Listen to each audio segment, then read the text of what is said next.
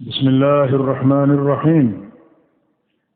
إذا جاء نصر الله والفتح ورأيت الناس يدخلون في دين الله أفواجا فسبح بحمد ربك واستغفره إنه كان توابا. یہ سورۃ النصر ہے اور یہ نام پہلی آیت میں مذکور ہے، اذا جاء نصر اللہ. اور یہ سورت بالاتفاق مدینہ منورہ میں نازل ہوئی، بلکہ آخری مکمل سورت یہ نازل ہوئی اذا جاء نصر اللہ. اس کے بعد مکمل سورت کوئی نہیں اتری. کچھ آیات اتری ہیں لیکن مکمل جو سورت جو آخری نازل ہوئی وہ یہ سورۃ النصر ہے.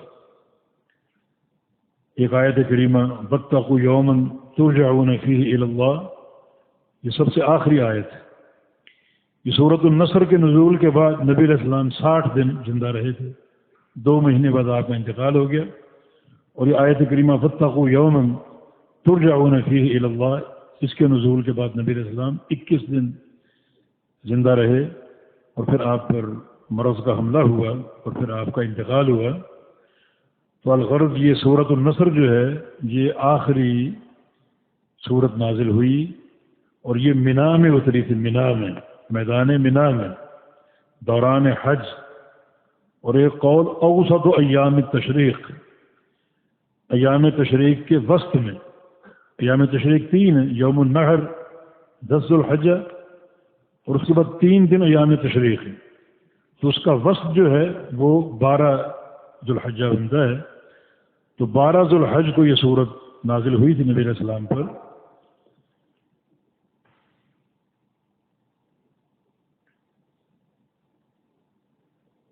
فرمایا اذا جاء نصر اللہ والفتح، جب آ گئی اللہ کی مدد، جب آ گئی نصر اللہ تعالیٰ کی مدد، والفتح اور فتح. نصرت اور فتح جب آ گئی، یہ تکرار نہیں ہے. نصر کا معنی اور ہے، فتح کا معنی اور ہے. نصرت یعنی سبب ہے یہ. فتح کیوں ملتی ہے؟ اللہ تعالیٰ کی مدد سے. تو نصر اللہ یہ سبب ہے اور الفتح مسبب ہے. ان فتح حاصل ہوتی ہے اللہ کی نصرت سے. اس لیے نصر اور ہے، فتح اور ہے، تکرار نہیں بلکہ دونوں کے معنی میں فرق ہے. جب آ گئی نصر اللہ کی مدد، والفتح اور فتح، ورأیت الناس اور دیکھا آپ نے لوگوں کو یا دیکھ رہے ہیں آپ لوگوں کو، یدخلون فی دین اللہ، داخل ہو رہے ہیں یا داخل ہوتے ہیں اللہ کے دین میں، افواج، فوج در فوج. افواج جو فوج کی جمع بمعنی گروہ، فوج کا معنی گروہ یا جماعت، اور افواجہ کا معنی گروہ در گروہ یا جماعت در جماعت. اللہ تعالیٰ کی مدد آ گئی اور اپنی آنکھوں سے آپ نے لوگوں کو دیکھ لیا اللہ کے دین میں داخل ہو رہے ہیں گروہ در گروہ اور جماعت در جماعت. الفتح سے مراد فتح مکہ، الفتح سے مراد فتح مکہ. اللہ کی مدد آ گئی اور فتح ہو گئی. فتح سے کیا مراد ہے؟ فتح مکہ. اس لیے الفتح کا جو ال ہے یہ اپنے حقیقی معنی پر ہے اور اس سے مخصوص فتح مراد اور وہ فتح مکہ ہے. کچھ لوگ کہتے ہیں کہ الفتح کا ال جو ہے یہ ضمیر سے عوض ہے، ضمیر سے بدل ہے. اصل جملہ یوں ہے اذا جاء نصر اللہ وفتحہ، وفتحہ. تو ضمیر کو حذف کر کے ال اس کے بدلے میں لے آئے. یہ ال عوضیہ ہے ضمیر سے. اور ایک قول یہ کہ نہیں، اصل جملہ اس طرح ہے اذا جاء نصر اللہ والفتح منہ، ضمیر بھی آ گئی اور ال کا معنی بھی ادا ہو گیا، یعنی عام فتح نہیں بلکہ مخصوص فتح۔ کون سی فتح؟ فتح مکہ، جس کا اللہ تعالیٰ نے وعدہ کیا تھا لا اقسم بهذا البلد وانت حل بهذا البلد، اس شہر میں آپ دوبارہ آئیں گے جس شہر سے آپ کو نکالا گیا اور ہجرت پر مجبور کیا گیا، ہم قسم کھا کر کہتے ہیں کہ اس شہر میں دوبارہ آپ آئیں گے، اور آپ آئے، داخل ہوئے، مکہ فتح ہوا۔ وہ قصہ معروف ہے، تقریباً 8ویں صدی ہجری میں، اور آپ نے دیکھ لیا لوگوں کو اللہ کے دین میں فوج در فوج داخل ہو رہے ہیں۔ کیوں داخل ہو رہے ہیں؟ انہوں نے فتح مکہ دیکھ لی، جو عرب کے قبائل تھے، اطراف میں مختلف شہر تھے اور اطراف میں بستیاں تھیں یا قبائل جو تھے وہ سکونت پذیر تھے، جیسے یمن ہے، بحرین ہے، عمان ہے۔ انہوں نے اسلام قبول نہیں کیا، بلکہ اسلام قبول کرنے کے لیے وہ فتح مکہ کا انتظار کر رہے کہ اللہ تعالیٰ نے فرما دیا کہ اس شہر میں دوبارہ آئیں گے تو دیکھتے ہیں آتے ہی نہیں آتے، اللہ تعالیٰ کا وعدہ پورا ہوتا ہی نہیں ہوتا۔ ورنہ مکہ تو وہ علاقہ ہے اور مکہ کے لوگ وہ لوگ ہیں جن کو فتح کرنے میں ابرا کے ہاتھی بھی فیل ہو گئے۔ الم تر کیف فعل ربک باصحاب الفیل، وہ ہاتھیوں کے جتھے لے کر آیا تھا بیت اللہ کو نعوذ باللہ تہس نہس کرنے کے لیے، اور اللہ نے ان کو ملیا میٹ کر دی۔ دنیا نے یہ خبر دیکھی اور سنی، ہکا بکا رہ گئے کہ ابرا کے ہاتھی بھی مکہ والوں کا کچھ بگاڑ نہیں سکتے۔ بس یہ آخری ایک امتحان ہے، ہم دیکھتے ہیں کہ محمد صلی اللہ علیہ وسلم مکہ فتح کرتے ہیں نہیں کرتے، اہل مکہ کو شکست دینے میں کامیاب ہوتے ہیں نہیں ہوتے۔ اگر کامیاب ہو گئے تو مان آپ سچے رسول، جو اللہ کا وعدہ پورا ہو گیا، اور اگر کامیاب نہ ہو سکے تو نعوذ باللہ آپ جھوٹے رسول ہیں، پھر ہم آپ پر ایمان نہیں لائیں گے۔ چنانچہ تمام جو ملحقہ قبائل تھے اسی چیز کے منتظر ہیں، اور آج اللہ تعالیٰ نے اپنی مدد عطا فرما دی اور مکہ مکرمہ فتح ہو گیا، اور اب پوری آب و تاب اور شان و شوکت کے ساتھ مکہ مکرمہ میں داخل ہو گئے، اور دنیا نے یہ خبر دیکھ لی، سن لی، اور تمام قبائل نے یہ قصہ اس کا مشاہدہ کر لیا۔ تو پھر اب لوگ آ رہے ہیں، کبھی یمن کا قافلہ آ رہا ہے، بلکہ یمنیوں کا آنا زیادہ نبی علیہ السلام کے لیے خوشی کا باعث تھا۔ یمنیوں کا آنا، فرمایا کہ اتاکم اہل الیمن وہم ارق الناس افئدۃ والینھم قلوبا، اہل یمن آ گئے جن کے دل بڑے رقیق اور نرم ہیں اور بڑی ان کے دلوں میں خشیت ہے۔ ایمان و یمان بل فقہ و یمان، ایمان تو یمن کا ہے اور فقہ بھی یمن کی۔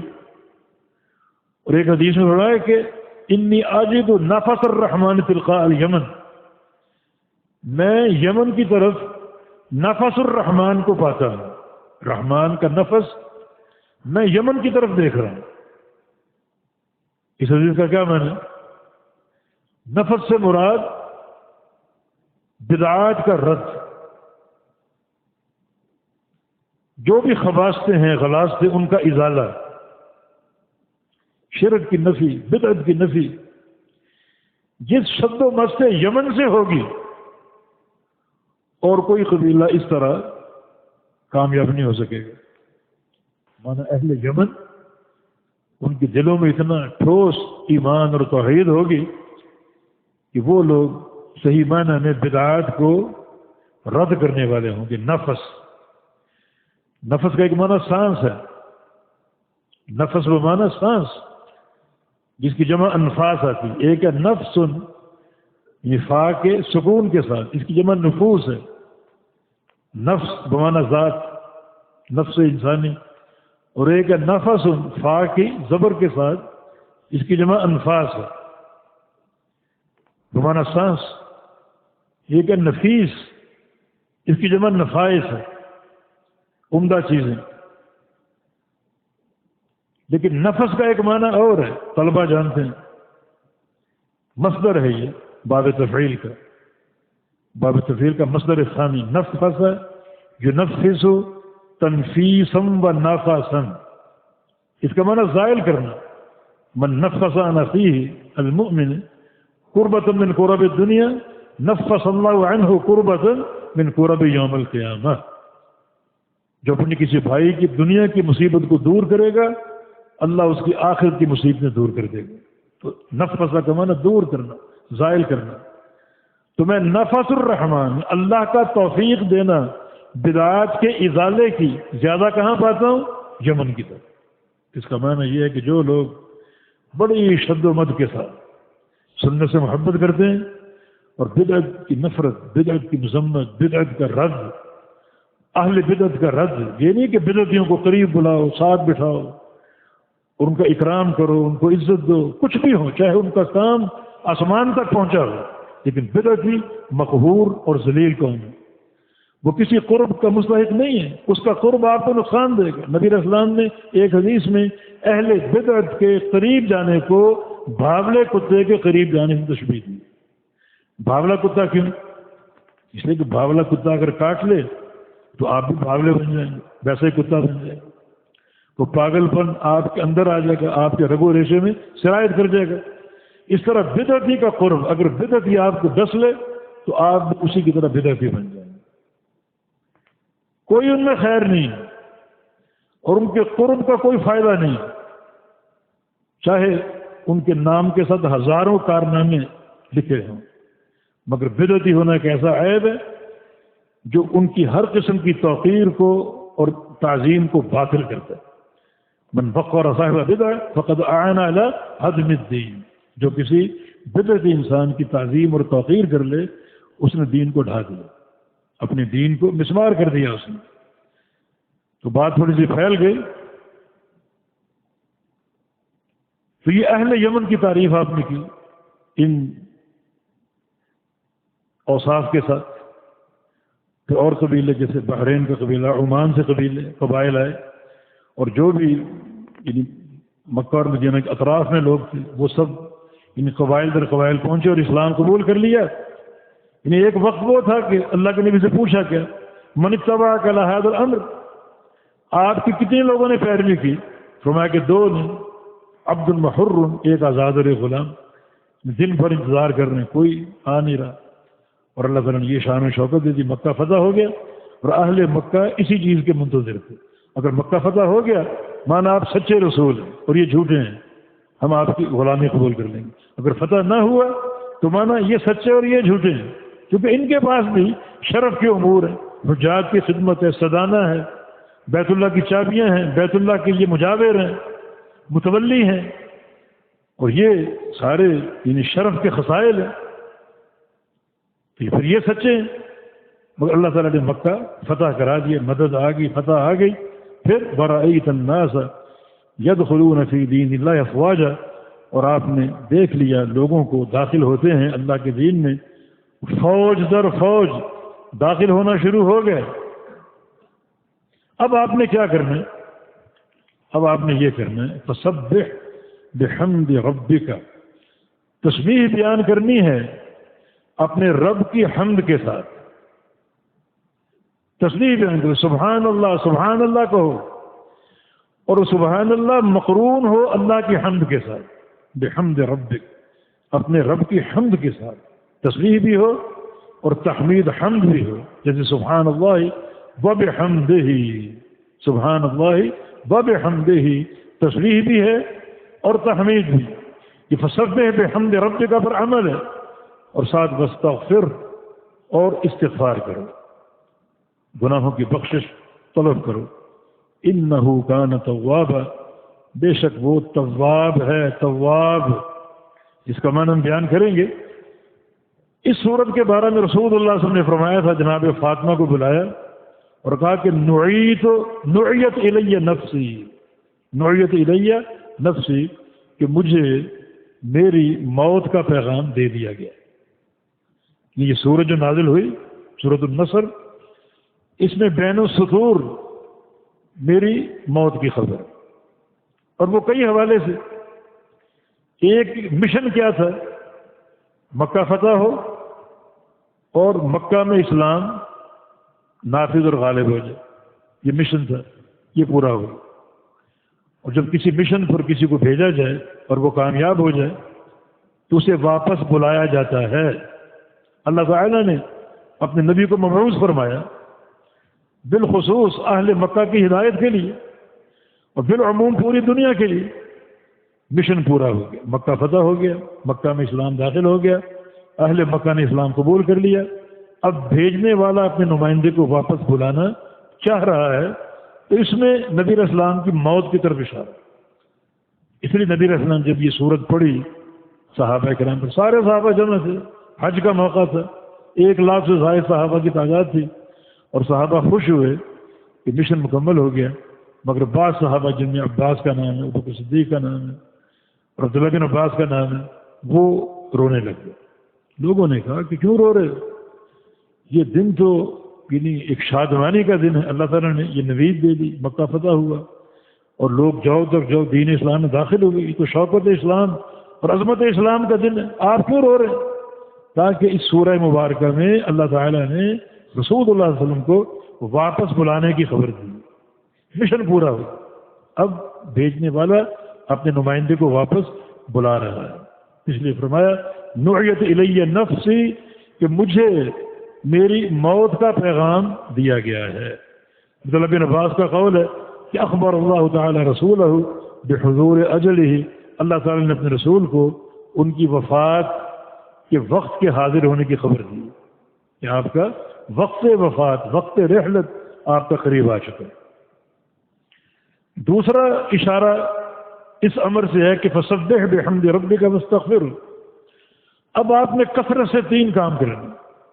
امت کے ساتھ آپ نے 23 سال گزار لیے امت کی رہنمائی کے لیے، ان کی ہدایت کے لیے. اب جو باقی دن رات بچ گئے ہیں ان میں آپ نے کثرت سے اپنے رب کے ساتھ تعلق قائم کرنا. اور یہ 3 اذکار آپ نے اختیار کر لینے. ایک اللہ تعالیٰ کی تسبیح، سبحان اللہ سبحان اللہ سبحان اللہ پڑھنا.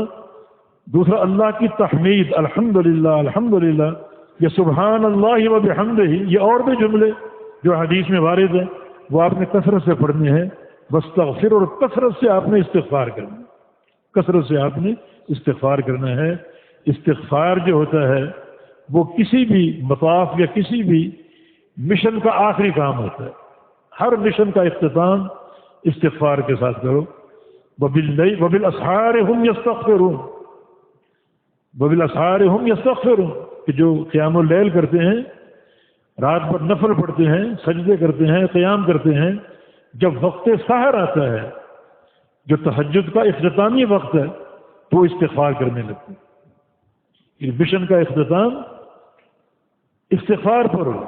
آپ نے نماز پڑھی، سلام پھیر لیا اور سلام پھیر کے آپ نے کیا پڑھا؟ اللہ اکبر، استغفر اللہ استغفر اللہ استغفر اللہ. یہ نماز کا اختتام آپ نے استغفار سے کیا. تو اس میں بھی ایک اشارہ، ایک قرینہ آپ صلی اللہ علیہ وسلم کے انتقال کے وقت کے قریب ہونے کا. تو آپ نے کثرت سے استغفار کرنا ہے. چنانچہ سیدہ عائشہ صدیقہ فرماتی ہیں کہ پھر آپ صلی اللہ علیہ وسلم نے رکوع میں، سجود میں کثرت سے اور نمازوں کے بعد کثرت سے یہ ذکر جو ہے وہ ان آیتوں کو دیکھ کر بنا لیا اور کثرت سے آپ نے کیا. سبحانک اللہم، یہ ہے فسبح، وبحمدک، یہ ہے وبحمدہ، اور اللہم اغفر لی، یہ ہے واستغفرہ. تو پورا اس آیت کریمہ کی روشنی میں آپ نے یہ ایک ورد، یہ ایک وظیفہ بنا لیا. سبحانک اللہم وبحمدک اللہم اغفر لی. اللہ کی تسبیح، اللہ کی تحمید. تسبیح کا معنی اللہ تعالیٰ ہر عیب سے، ہر نقص، ہر کمی سے پاک. اس کی تسبیح کرتے رہو جو کہ بڑا برگزیدہ عمل ہے. نبی علیہ السلام کی حدیث ہے سبحان اللہ نصف المیزان، یہ آدھا میزان ہے سبحان اللہ. اگر آپ عمر بھر یہ پڑھتے رہیں اسی عقیدے کے فہم کے ساتھ تو اللہ تعالیٰ اجر کے طور پہ آپ کے آدھے میزان کو بھر دے گا کہ اللہ تعالیٰ پاک ہے، ہر عیب سے پاک. اور اس کی جناب میں جو سب سے بڑا عیب ہے وہ اس کا شریک مقرر کرنا. اس کے شرکاء مقرر کرنا یہ سب سے بڑا عیب ہے اللہ کی جناب میں، کیونکہ شریک مقرر کرنا یہ نقص کو ظاہر کرتا ہے، کمی کو، نقص کو۔ آپ دنیا میں اپنے کاروبار میں کوئی پارٹنر کب رکھتے ہیں؟ اپنا پروفٹ کون تقسیم کرتا ہے؟ پارٹنر کب رکھو گے؟ جب آپ میں کوئی کمی ہو، مثلا سرمایہ کی کمی، کاروبار کا حجم بڑا ہے اور سرمایہ کم ہے، چلو کوئی شریک کو پارٹنر دیکھو۔ بعض وقت افرادی کمی، سرمایہ ہے لیکن افراد کم ہے، انٹرنیشنل کاروبار، میں یہاں دیکھوں، کوئی بھائی ایسا ہو جو وہاں دیکھے، باہر دیکھے، امریکہ دیکھے، برطانیہ دیکھے، افراد کی کمی، تو کوئی نہ کوئی کمی ہوتی ہے۔ جب آپ شراکت دار مقرر کرتے ہیں تو اللہ تعالیٰ کے شرکاء کیوں مقرر کرتے ہو؟ اللہ تعالیٰ میں کیا کمی دیکھتے ہو؟ تو سب سے بڑی کمی اللہ کی غیرت کو دلکارنا، یہ اللہ کا شریک مقرر کرنا۔ تو آپ تسبیح بیان کریں، ہر عیب سے برات کا اظہار کریں، جتنے شرکاء مقرر کیے گئے میں سب کا انکار کرتا ہوں۔ شرک کا آغاز نوح علیہ السلام سے ہوا، نوح علیہ السلام سے لے کر ہر نبی کے دور میں لوگوں نے شرک کیا، میں ان سب سے بری، سبحانک، تو پاک۔ نبی علیہ السلام کی بعثت کا دور آیا، بہت سے شرکاء، بڑے بڑے نصب اور بت نصب کیے گئے، میں ان کا انکار کرتا، سبحانک، تو پاک۔ نبی علیہ السلام سے لے کر آج تک شرک کی بڑی صورتیں پیدا ہو گئی، اور قدم قدم پر درگاہیں اور یہ چبے اور قبے اور شرک کی نحوستیں اور غلاستیں، سبحان تو پاک۔ اور آج سے لے کر قیامت تک جو بھی شرک کیا جائے گا، سبحان تو اس سے پاک۔ یہ دل میں سارے معنی اگر حاضر ہوں تو پھر یہ عمل بڑا بھاری ہوگا، نصف المیزان۔ ایک بندہ پوری عمر اس فہم پر قائم ہو جائے، اس فہم کے ساتھ سبحان اللہ پڑھتا رہے، اس سوچ کے ساتھ، تو اس کی یہ نیکی اللہ تعالیٰ کے آدھے میزان کو بھر دے گی۔ اور وَبِحَمْدِكَ، بحمد ربک، اپنے رب کی حمد کے ساتھ۔ حمد کا معنی اللہ تعالیٰ مطلقاً قابل تعریف ہے، تعریف کے قابل وہ ہے بس، اور کوئی نہیں۔ یہ عقیدہ،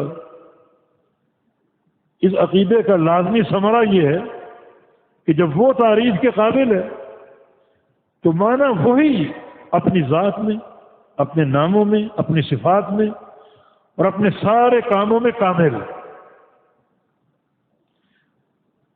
اور کوئی اس کا شریک نہیں، تبھی تو وہ حمد کا مستحق ہوگا۔ قرآن کہاں سے شروع ہو رہا ہے؟ الحمدللہ رب العالمین، تمام تعریفیں اللہ رب العالمین کے لیے۔ یہ تمام کے معنی کو سمجھو، اس پر ایمان لانا ضروری ہے۔ تمام کا معنی یہ کہ کوئی مخلوق کسی تعریف کی مستحق نہیں، ہر تعریف کا مستحق اللہ رب العزت۔ اس کا لازمی ثمرہ کیا ہوگا؟ نتیجہ کہ کوئی مخلوق اللہ تعالیٰ کے کسی کام میں، کسی نام میں، کسی صفت میں شریک نہیں۔ اگر شراکت قائم کرو گے تو حمد تقسیم کرنی پڑے گی۔ مثلا اللہ تعالیٰ عالم الغیب ہے، اللہ تعالیٰ عالم الغیب ہونے میں کامل ہے، چونکہ کامل ہے تو عالم الغیب ہونے کے ناطے اللہ تعالیٰ ہی ہر تعریف کا مستحق۔ یہ عقیدہ ہے۔ اگر آپ کہیں کہ اللہ بھی عالم الغیب ہے اور فلاں نبی بھی، فلاں ولی بھی، تو یہ تعریف کی تقسیم ہے۔ جتنی تقسیم کرو گے اتنا حمد تقسیم ہوگی۔ جس مخلوق کو آپ نے عالم الغیب بنایا وہ مخلوق بھی حمد کی مستحق ہوگی۔ تو آپ کو اس فعل سے پہلا انکار الحمدللہ رب العالمین کا ختم ہو گیا۔ آپ نے اقرار کیا کیا؟ اللہ تعالیٰ ہر تعریف کا مستحق، لیکن آپ کا عمل، آپ کا عقیدہ، آپ کا فہم اس اقرار کے خلاف ہے۔ بتاؤ ایمان باقی بچا؟ رزاق اللہ ہے، آپ کہے کہ فلاں بھی داتا ہے، فلاں بھی دیتا ہے، فلاں بھی گنج بخش ہے، انکار ہوگا یا نہیں ہوگا حمد کا؟ یہ بڑا برگزیدہ عقیدہ ہے. حمد بھی اللہ تعالیٰ کے لیے اور تسبیح بھی اللہ تعالیٰ کی. وہ ذات ہر عیب سے پاک ہے اور وہ ذات اکیلی ہر حمد کے مستحق ہے، کیونکہ وہ ذات اپنی ذات میں، صفات میں، ناموں اور کاموں میں اکیلا، اس کا کوئی شریک نہیں. جب کوئی شریک نہیں تو پھر ان ساری چیزوں میں وہ یکتا ہے. جب وہ یکتا ہے تو پھر کمال مطلق اللہ تعالیٰ کے لیے ہے. جب کمال مطلق اللہ تعالیٰ کے لیے ہے تو اللہ تعالیٰ ہی ہر حمد کا مستحق ہے. بس یہ فہم اگر آ جائے، اس فہم کے ساتھ آپ الحمدللہ پڑھیں یا وہ حمد کا پڑھیں تو حدیث میں آتا ہے کہ یہ الحمدللہ جو ہے یہ بقیہ آدھا میزان کو بھر دے. خالی سبحان اللہ و بحمدہ ہی، یہ ایک ہی کلمہ، ایک ہی ذکر پورے میزان کو بھر دے. کلمتان حبیبتان الی الرحمن خفیفتان علی اللسان ثقیلتان فی المیزان سبحان اللہ بحمدہ سبحان اللہ العظیم. یہ دو کلمے اللہ کو پیارے، زبان پر ہلکے، اور کل اللہ کے میزان میں بڑے بھاری ہوں گے. سبحان اللہ و بحمدہ سبحان اللہ العظیم. تسبیح اور تحمید کے یہ دو کلمے وہ اللہ تعالیٰ اپنے نبی کو حکم دے رہے. ام سلمہ فرماتی ہیں جب یہ صورت نازل ہوئی تو نبی علیہ السلام لا یقوم ولا یقعد ولا یجیء ولا یذهب الا قال سبحانک اللہم وبحمدک استغفر اللہ واتوب الیہ. آپ آتے جاتے اٹھتے بیٹھتے یہ کلمات پڑھا کرتے. کیا؟ سبحانک اللہم وبحمدہ استغفر اللہ واتوب الیہ. تو سبحانک اللہم میں فسبح پر عمل ہے، وبحمدہ میں بحمد ربک پر، اور استغفر اللہ میں واستغفرہ پر عمل ہے. تو آپ چلتے پھرتے پھر یہ ذکر کرتے رہتے اور فرماتے رہتے. انہ کان توابا، بے شک وہی تواب ہے. تواب کے دو معنی، ایک ہے توبہ کی توفیق دینے والا، اس کی توفیق کے بغیر کوئی توبہ نہیں کر سکتا. مانا توبہ اسی کی طرف سے ہے اور اسی کی طرف لوٹتی ہے. جب ہم توبہ کر لیں تو توبہ کو قبول کرنے والا اللہ رب العزت. تو تواب کے یہ دو معنی، ایک ہے توبہ کی توفیق دینے والا اور دوسرا توبہ کرنے والوں کی توبہ کو قبول کرنے والا. تو توبہ اسی کی طرف سے آتی ہے، اسی کی طرف لوٹتی ہے. تو توبہ کا جو محور اللہ تعالیٰ کی ذات، وہی توبہ کی توفیق دیتا ہے اور وہی توبہ کرنے والے کی توبہ کو قبول فرماتا ہے.